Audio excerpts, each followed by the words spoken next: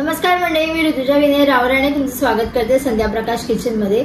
आजची आपली रेसिपी आहे भरलेल्या पापलेटची। खूप सिंपल रेसिपी आहे, सोपी रेसिपी आहे। नक्की बघा, रेसिपी कशी वाटली आम्हाला कळवा।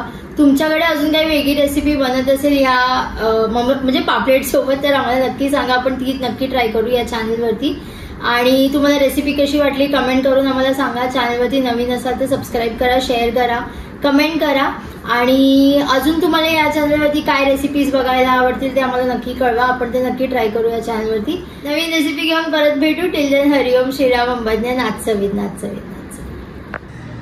पापलेट आता आपण मॅरिनेट करतोय। मी आलं लसूण टाकले, मी थोडंसंच टाकले त्याच्यामध्ये, कारण आपण जे हिरवा मसाला बनवणार आहे त्याच्यामध्ये पण आलं लसूण येणार आहे। मालवणी मच्छी आहे म्हणजे आगळू तर पाहिजेच, आगळू टाकते। थोडीशी हळद टाकूया,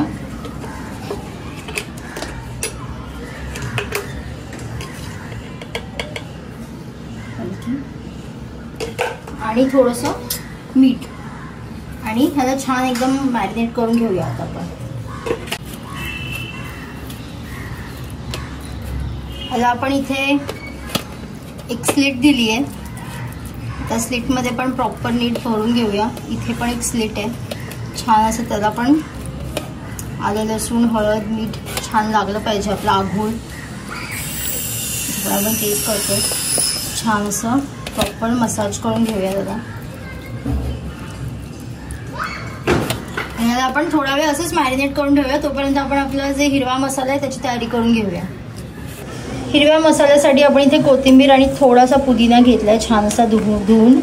त्याच्यामध्ये मी थोडं आलं टाकते, 2-3 पाकळ्या आल्याच्या, लसणीच्या, 1 इंच आलं आणि 2 मिरच्या टाकते तिखटपणासाठी, आणि थोडंसं खोबरं। आणि हे आपण छान याची पेस्ट करून घेऊ। एकदम पातळ नाही करायचंय, चटणीसारखं करायचंय। जितकं थोडं घट्ट ठेवता येईल तेवढं घट्ट ठेवायचं, कारण हे नंतर आपल्याला हा मसाला पापलेटला लावायचा आहे।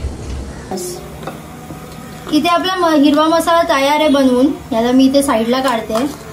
आणि आपण आता पापलेट आपले मॅरिनेट करणार आहे या मसाल्याने, काढलंय मी बाजूला।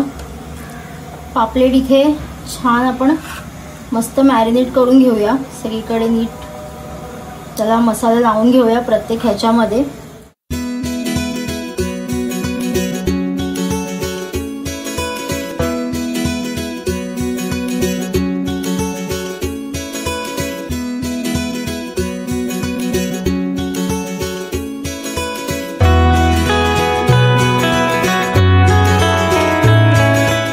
इथे आपले पापलेट मॅरिनेट करून जवळजवळ 1 अर्धा तास झालेला आहे।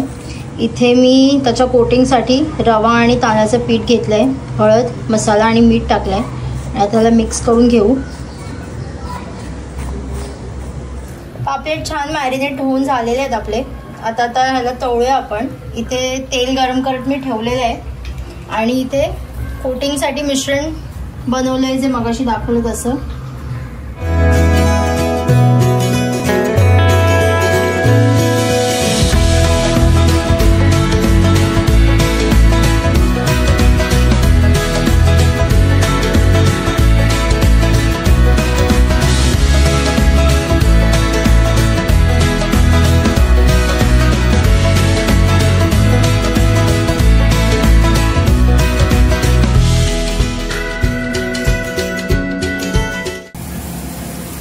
इथे स्टफ पॉम्फ्रेट म्हणजे स्टफ पॉपलेट आपलं तयार आहे ग्रीन मसाल्यामधलं। सगळ्यांनी नक्की ट्राय करा आणि आम्हाला सांगा कसं वाटलं।